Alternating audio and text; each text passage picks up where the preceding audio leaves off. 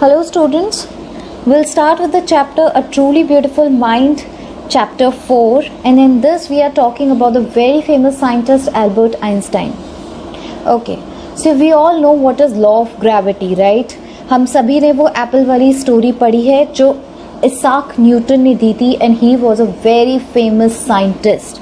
And if we know about Isaac Newton, then we all know who Albert Einstein was. Because he was also a very famous scientist और उनकी जो theory है theory of relativity वो बहुत ही ज़्यादा famous हुई थी और वो बहुत बड़े जीनियस थे. सो इस चैप्टर में उनकी पूरी लाइफ के बारे में बताया है, उनका बचपन, उनकी love life, career and everything. So let's start with the chapter. Albert Einstein was born on 14th March 1879 in German city of Ulm. 1879 में उनका बर्थ हुआ था. Ulm city, he was from Ulm city which is in Germany. Okay, तो Germany में उनका birth हुआ था, Ulm city में. Without an indication that he was destined for greatness. तो destined for greatness means when your future has been decided that this person will be a great in his life, so that is destined for greatness. On the contrary, his mother thought Albert was a freak. On the contrary मतलब opposite of it. Opposite of what? That he is destined for greatness. उनकी mom को लगता था कि Albert Einstein तो एक freak है. So what is freak? जब हमारे सामने कोई एक ऐसा पर्सन आता है जो बहुत ही डिफरेंटली ड्रेस्ड अप हो या जिसके व्यूज़ बहुत ही अजीब हो, हमारे थॉट से मैच नहीं कर रहे, तो हम भी कभी कभी बोल देते that you are a freak. So someone who is strange and not like others, जो बाकी सब जैसा नहीं है, सो उसके लिए हम बोलते हैं that that person is freak. तो उनकी मॉम को लगता था कि एल्बर्ट एक फ्रीक है. At the age of 2.5, Einstein still wasn't talking. So when he was of 2.5 years, he wasn't talking. He didn't speak. He didn't utter a word. When he finally did learn to speak, he uttered everything twice. और जब उन्हें बोलना आया, जब उन्होंने बोलना शुरू किया, जब वो 2.5 साल के थे तब तक वो कुछ नहीं बोलते थे, और जब उन्होंने बोलना शुरू किया तो जो भी वो बोलते थे वो 2 बार बोलते थे उसी सेंटेंस को, twice. He uttered means saying something, कुछ बोलना. अटर इज कुछ बोलना. Einstein didn't know what to do with other children. Einstein को नहीं पता था कि बाकी बच्चों के साथ कैसे रहना है. And his playmates called him brother boring. Playmates का मतलब होता है स्कूल मेट्स, जो तुम्हारे स्कूल में फ्रेंड्स होते हैं, तो वो उनको क्या बोलते थे? बोरिंग भैया, brother boring. Okay, there is this orange box, and in this there is something about Albert Einstein, which is said by the greatest mathematician Otto, and he said, as he was a late talker, his parents were worried. क्योंकि उन्होंने late बोलना start किया था, late बोलने वालों को बोलते हैं लेट टॉकर, तो उनके पेरेंट्स जो थे वो थोड़े से वरीड थे, थोड़े से टेंस्ड थे. तो ये एक डिनर टेबल, मतलब जब डिनर कर रहे हैं वो तब की बात है. At last at the supper table, supper table is dinner table. One night he broke his silence to say, तो एल्बर्ट आइंस्टाइन क्या बोलते हैं? The soup is too hot. Greatly relieved his parents asked why he had never said a word before. तो आज अभी तक वो कुछ नहीं बोल रहे थे, जो उनका पहला सेंटेंस था वो ये था, the soup is too hot. तो उनके पेरेंट्स एकदम से वो शॉक्ड हो जाते हैं. वो बोलते हैं कि तुमने, पूछते हैं कि तुमने अभी तक कुछ क्यों नहीं बोला था. To which Albert Einstein said, because up to now everything was in order. मतलब कि अभी तक तो सब कुछ सही था, सब कुछ ऑर्डर में था, कभी मेरे को सूप ठंडा नहीं मिला या बहुत ज़्यादा गर्म नहीं मिला, तो इसलिए मैंने कुछ बोला ही नहीं. Okay, so the youngster played by himself much of the time. अब उनके जो फ्रेंड्स थे वो उनको बोलते थे बोरिंग भैया, तो वो मोस्ट ऑफ द टाइम खुद ही प्ले करते थे टॉयज़ वगैरह के साथ. He specially loved mechanical toys. So you can see what mechanical toys are. So machine से चलने वाली जो चीज़ें होती हैं उनको हम मैकेनिकल टॉयज़ बोलते हैं, जैसे छोटे छोटे प्लेन्स आते हैं. Looking at his newborn sister Maja, he is said to have said, fine but where are her wheels.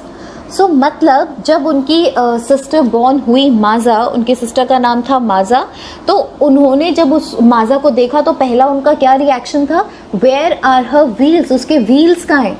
इसका मतलब उनको लगा that it's a toy, that she is a toy. तो दैट्स वाई उनको mechanical toys इतने ज़्यादा पसंद थे कि उनको लगा कि Maja is also a toy. A headmaster once told his father that what Einstein chose as a profession won't matter because he will never make a success at anything. So you can say कि headmaster उनके बारे में कितना ज़्यादा negative सोचते थे. उन्होंने Einstein के फादर को बोला कि आपका बच्चा जो कोई भी प्रोफेशन चूज कर ले वो कभी भी उसमें सक्सेस नहीं होगा. He will never make a success at anything. कुछ भी एनीथिंग कुछ भी चूज कर ले उसको सक्सेस कभी नहीं मिलेगी. एंड वी ऑल नो कि आइंस्टाइन कितने बड़े साइंटिस्ट है और उनको कितनी बड़ी सक्सेस मिली है, right? Einstein began learning to play the violin at the age of 6. Okay, so when he was of 6 years, he learned to play violin. जब वो 2.5 साल के थे तब तक वो कुछ नहीं बोलते थे. उसके बाद उन्होंने बोलना स्टार्ट किया. जब वो 6 साल के थे तब उन्होंने वायलिन प्ले किया. Because his mother wanted him to. मतलब वो खुद से नहीं चाहते थे, उनकी मॉम चाहती थी कि वो वायलिन सीखे, इसलिए उन्होंने at the age of 6 violin learn करना स्टार्ट किया. He later became a gifted amateur violinist maintaining the skill throughout his life. Amateur मतलब होता है जब तुम, जैसे अगर हम किसी स्पोर्ट्स एक्टिविटी में पार्ट ले रहे हैं, स्कूल जा रहे हैं, किसी स्पोर्ट्स एक्टिविटी में पार्ट ले रहे हैं और वो करिकुलम का कोर्स नहीं है, मतलब उसमें तुम्हें कोई मार्क्स नहीं मिलने वाले, जस्ट फॉर द फन, क्योंकि तुम्हें वो चीज़ करनी अच्छी लगती है इसलिए तुमने उसमें पार्ट लिया और तुम विन कर रहे हो या whatever. So something which you are doing for fun, for your entertainment, for your own purpose, that is amateur. Okay, so he was a amateur violinist, मतलब गिफ्टेड थे वो सिर्फ वायलिन जो प्ले करते थे वो सिर्फ अपने एंटरटेनमेंट के लिए करते थे. Maintaining the skill throughout his life, और ये जो उनकी स्किल थी उन्होंने उसको पूरी लाइफ मेंटेन किया. He was a great violinist as well. But Albert Einstein was not a bad pupil. Pupil means child. He was not a bad child. He went to high school in Munich where Einstein's family had moved when he was 15 months old. तो जब वो 15 months के थे तो he was born in Ulm and then he shifted to Munich when he was 15 months old. And scored good marks in almost every subject. मतलब he was intelligent. जब वो छोटे थे तब वो intelligent थे. Einstein hated the school's regimentation and often clashed with his teachers.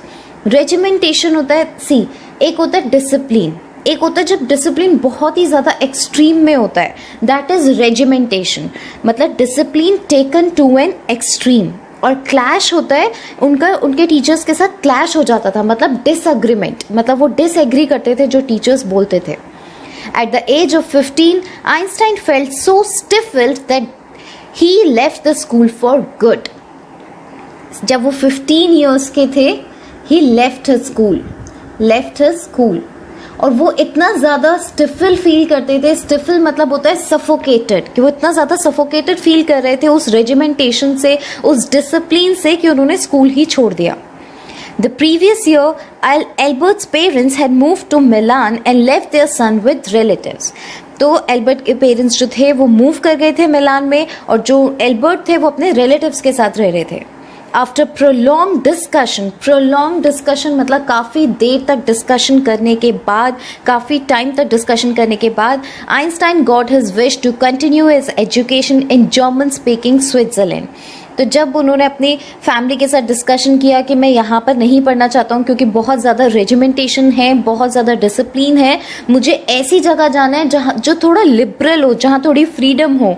तो discussion करने के बाद वो कहाँ शिफ्ट हो गए? स्विट्ज़रलैंड में, जर्मन स्पीकिंग, जहाँ पर मोस्ट ऑफ द पॉपुलेशन जो है वो जर्मन बोलती है, in a city which was more liberal than Munich. तो जब वो शिफ्ट हुए, वो म्यूनिक से कहाँ पर शिफ्ट हुए? He shifted to Switzerland. और यहाँ पर जो था लिबरल इज की ज़्यादा फ्रीडम थी, यहाँ पर ज़्यादा फ्रीडम थी compare to Germany. Einstein was highly gifted in mathematics and interested in physics. तो मैथ्स में वो गिफ्टेड थे, उनकी मैथ्स बहुत अच्छी थी और उन्हें फिज़िक्स में भी इंटरेस्ट था. एंड आफ्टर फिनिशिंग स्कूल, जब उनका स्कूल ख़त्म हो गया था, he decided to study at a university in Zurich. Zurich जो है वो स्विट्ज़रलैंड में है, तो उन्होंने आगे की अपनी एजुकेशन वहाँ कंप्लीट की. But science was not the only thing that appealed. तो साइंस ही एक ऐसी चीज़ नहीं थी जो उनको अपीलिंग लगती थी, मतलब जो उनको पसंद आती थी. To the dashing young man with the walrus mustache. Walrus mustache, as you can see in the picture, long thick mustache. अब यहाँ से अल्बर्ट आइंस्टाइन की लव लाइफ स्टार्ट हो रही है, ध्यान से सुनो। He also felt a special interest in a fellow student Mileva Maric. तो उनको अपार्ट फ्रॉम मैथ्स और फिजिक्स उससे ज़्यादा इंटरेस्ट, उनको स्पेशल इंटरेस्ट किस में आता था? उनकी जो फेलो स्टूडेंट थी, मतलब साथी जो उनके साथ पढ़ती थी, मेलेवा मेरिक, whom he found to be a clever creature। तो उनको मेलेवा जो थी वो बहुत क्लेवर इंटेलिजेंट लगती थी। This young Serb had come to Switzerland। Young Serb ये किसके लिए यूज़ किया गया है? मेलेवा के लिए। और young Serb means that she came from Serbia। Serb is a short form of Serbia। तो ये जो यंग सर्ब है ये सर्बिया से आई थी। और ये स्विट्जरलैंड क्यों आई थी? Because the university in Zurich was one of the few in Europe where women could get degree. तो वो स्विट्जरलैंड, सर्बिया से स्विट्जरलैंड इसलिए आई थी क्योंकि यहाँ की जो यूनिवर्सिटी थी ये विमेन को डिग्री देती थी। Now you can C Einstein Germany से आए और ये सर्बिया से आई, और ये दोनों का रीज़न सेम ही था। उनको भी डिसिप्लिन की इतना ज़्यादा डिसिप्लिन है इसलिए वो वहाँ से छोड़कर स्विट्जरलैंड आए थे, और वो भी स्विट्जरलैंड इसलिए ही आई थी। Einstein saw in her an ally against the philistines. तो उनको उसमें एक एले नज़र आता था, एलाई नज़र आता था, दैट मीन्स अ फ्रेंड। उनको उनमें एक फ्रेंड नज़र आता था जो उनको फिलिस्टीन्स में नहीं नज़र आता था। एले इज़ फ्रेंड एंड फिलिस्टीन्स क्या होते हैं? फिलिस्टीन्स वो लोग होते हैं जिनको म्यूज़िक, लिटरेचर ये सब बिल्कुल भी पसंद नहीं होता, डू नॉट लाइक लिटरेचर और म्यूज़िक। ठीक है, अब उनकी लाइफ में फिलिस्टीन्स कौन थे? Those people in his family and at the university with whom he was constantly at odds। तो उनको उनमें एक एलाई नज़र आता था, लेकिन बाकी फिलिस्टीन्स जिनको म्यूज़िक बिल्कुल पसंद नहीं था वो उनके थे, जो उनकी फैमिली में कुछ लोग ऐसे थे जो फिलिस्टीन्स थे जिनको म्यूज़िक बिल्कुल पसंद नहीं था, और कुछ यूनिवर्सिटी के लोग थे जो उनके फेलो स्टूडेंट्स होंगे, with whom he was constantly at odds. Constantly means लगातार लगातार उनके डिसएग्रीमेंट होते थे उनसे, उनकी बहस होना और उनके व्यूज़ मैच ना होना। तो disagreeing with someone is constantly at odds. The couple fell in love, Einstein and Mileva. Let us survive in which they put their affection into words mixed in science with tenderness। अब हमें कैसे पता कि मतलब ये इतना ज़्यादा प्यार करते थे? तो इससे ये हमें कैसे पता है? क्योंकि लेटर्स सर्वाइव, क्योंकि हमें उनके लेटर्स मिले जिसमें उन्होंने साइंस और टेंडरनेस, टेंडर मीन्स उनका काइंडनेस, उनका प्यार जो है वो उन्होंने लेटर में लिखा हुआ है। अब इमेजिन दोनों ही साइंटिस्ट थे, मतलब दोनों ही साइंस की स्टडी कर रहे थे, तो उनका लेटर कैसा होगा? Love letter. तो उसकी कुछ लाइन, उनके लेटर से कुछ लाइन निकाल कर लिखी हुई है, ये आइंस्टाइन ने लिखी है। How happy and proud I shall be when we both have brought a work on relativity to a victorious conclusion. तो आप देख रहे हो कि उन्होंने लेटर में भी साइंस डाली हुई है और फिर अपने प्यार का इजहार किया हुआ है। So these are the words जो आइंस्टाइन ने मेलेवा के लिए लिखे थे। In 1900, at the age of 21, Albert Einstein was a university graduate or unemployed। मतलब 1900 में एल्बर्ट आइंस्टाइन का कोर्स तो कंप्लीट हो गया था, ग्रेजुएशन तो हो गई थी, लेकिन वो अनएम्प्लॉयड थे, मतलब उनकी जॉब अभी तक नहीं लगी थी। ओके, इसलिए he was working as a teaching assistant, gave private lessons and finally secured a job in 1902। ठीक है, उन्होंने teaching assistant as a teaching assistant काम किया। असिस्टेंट मतलब जो किसी को असिस्ट करता है, सबऑर्डिनेट टाइप, तो आप समझ लीजिए। ठीक है, प्राइवेट लेसन्स दिए और फिर उसके बाद 2 साल बाद जाकर उनकी यहाँ पर जॉब लगी है। और उनकी जॉब किस में लगी थी? Technical expert in the patent office in burn. तो बर्न में उनकी जॉब लगी थी, टेक्निकल एक्सपर्ट थे पेटेंट ऑफिस में। पेटेंट ऑफिस क्या होता है? पेटेंट क्या होता है? सी, जब कोई इन्वेंटर इन्वेंशन करता है, पहली बात तो जब कोई भी पर्सन इन्वेंशन करता है तो उसे इन्वेंटर बोलते हैं। तो उस इन्वेंशन पर पेटेंट मिलता है कि कोई भी उसका जो वर्क है वो कॉपी नहीं कर सकता, तो दैट इज़ पेटेंट। ओके, तो वो वही चीज़ चेक करते थे, वो वहाँ पर टेक्निकल एक्सपर्ट थे। While he was supposed to be assessing other people's invention, मतलब उनको क्या करना था? उनको बाकी जो लोग हैं जो उनके ऑफिस में आ रहे हैं उनकी इन्वेंशंस को एसेस करना था। Einstein was actually developing his own ideas in secret। मतलब वो यहाँ पर उनका काम ये था कि उनको दूसरों की इन्वेंशंस को एसेस करना है, और वहाँ पर वो साइड बाय साइड अपनी खुद की इन्वेंशंस भी कर रहे हैं इन secret. He is said to have jokingly called his desk drawer at work the Bureau of Theoretical physics. तो वहाँ पर वो अपने ऑफिस में बैठकर लोगों को मजाक में ये बोलते थे कि ये जो मेरा छोटा सा ड्रॉअर है ना, ये एक ब्यूरो ऑफ थियोरेटिकल फिजिक्स है। ब्यूरो मीन्स डिपार्टमेंट, मतलब वो छोटा सा ड्रॉअर, डिपार्टमेंट कितना बड़ा होता है, उसमें कितने लोग काम करते हैं। तो बोलते थे मेरा जो छोटा सा ड्रॉअर है इसमें इतनी इन्वेंशंस या फिर इतनी मेरी थ्योरीज पड़ी हुई हैं कि मैं इसको डिपार्टमेंट ऑफ थियोरेटिकल फिजिक्स बोलता हूँ। आगे आइंस्टाइन की दो थ्योरीज हैं जो उन्होंने दी थी, जो इस चैप्टर में बताई गई हैं। First is special theory of relativity and second is general theory of relativity. इन दोनों थ्योरीज में वो टाइम से रिलेटेड बात कर रहे हैं। ओके, सिर्फ टाइम के बारे में उन्होंने ये रिसर्च की थी। इन स्पेशल थ्योरी ऑफ रिलेटिविटी जो बहुत फेमस हुई थी कि जो टाइम है वो कांस्टेंट नहीं होता, वो एब्सोल्यूट नहीं होता। और जनरल थ्योरी ऑफ रिलेटिविटी में ये था कि ग्रेविटी का टाइम पर क्या इफेक्ट पड़ता है। ठीक है, तो these are the main two theories of Einstein. So let's start. One of the famous papers of 1905 was Einstein special theory of relativity. तो 1905 में उनका थ्योरी ऑफ रिलेटिविटी जो है वो पेपर आया था, according to which time and distance are not absolute. ठीक है, जिसके हिसाब से जो टाइम और डिस्टेंस है वो एब्सोल्यूट नहीं होता, मतलब कि वो हमेशा कांस्टेंट नहीं रहता है। तो मेन इस थ्योरी में यही था कि टाइम जो है वो कभी भी कांस्टेंट नहीं रहता। उसके बाद ये पूरी फिजिक्स दी हुई है। Indeed, two perfectly accurate clocks will not continue to show the same time if they come together again after a journey if one of them has been moving very fast relative to the other। तो इसका मतलब कि अगर दो clocks हैं और दोनों में सेम टाइम, दोनों सेम टाइम पर सेट हैं, दोनों सेम टाइम शो कर रही हैं, और अब हम अगर इनको डिस्टेंस ट्रेवल करवाते हैं, राइट, ये जो है ये स्लो स्पीड पे ट्रेवल कर रही है और जो दूसरी क्लॉक है वो बहुत ही ज़्यादा फास्ट स्पीड पे ट्रेवल कर रही है, then after a certain journey in दोनों क्लॉक्स में डिफरेंट टाइम होगा। जिससे जो आइंस्टाइन है वो ये बताना चाह रहे हैं कि जो दो डिफरेंट क्लॉक्स जो सेम टाइम शो कर रही है उनके में भी टाइम का जो है वो एब्सोल्यूट नहीं हो सकता। ठीक है, तो टाइम जो है वो कभी भी कांस्टेंट नहीं रहता।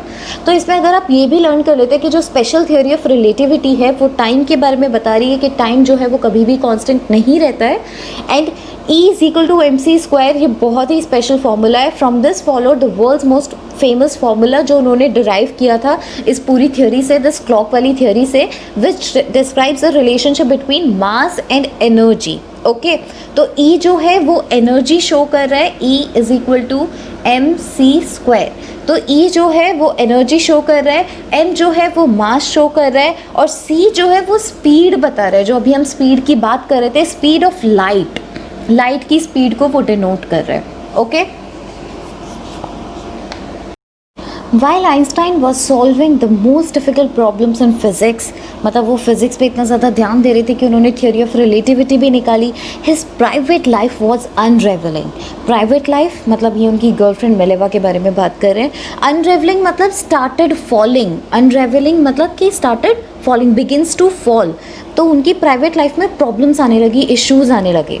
Albert had wanted to marry Mileva right after finishing his studies। Albert चाहते थे, आइंस्टाइन चाहते थे कि मेलेवा से वो तभी शादी कर ले जब उनकी स्टडीज़ कंप्लीट हुई, मतलब 1902 में। But his mother was against it, लेकिन उनकी जो मॉम थी वो नहीं चाहती थी कि वो मेलेवा से शादी करे। क्यों? She thought Mileva who was 3 years older than her son was too old for him।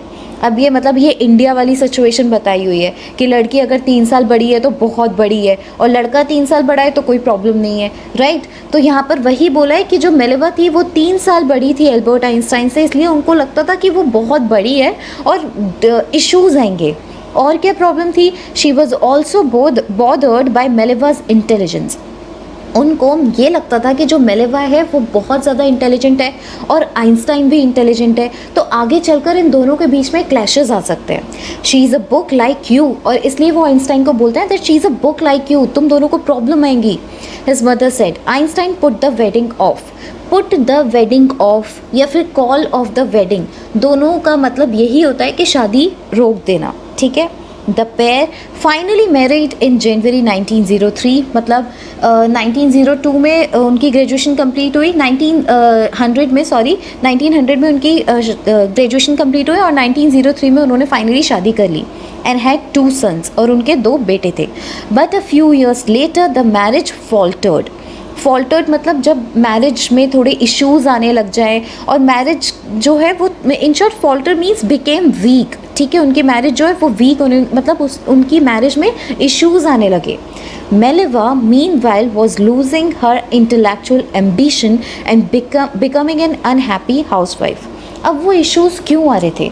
क्योंकि जो मेलिवा थी आफ्टर हर मैरिज वो हाउसवाइफ बन गई थी, और जो आइंस्टाइन की तरह जितनी इंटेलिजेंट थी, जैसे आइंस्टाइन ने थ्योरीज निकाली, अगर आज वो वर्क कर रही होती तो शायद मेलिवा भी अपनी थ्योरीज और फिजिक्स में कुछ बड़ा कर सकती थी. बट वो एक हाउसवाइफ बन गई थी और वो अपने गोल से, अपने एम्बिशन इज़ गोल, तो वो अपने एम्बिशन इज़ गोल, तो जब वो अपने गोल से बहुत दूर जा चुकी थी, इस वजह से शी वॉज वेरी अनहैप्पी.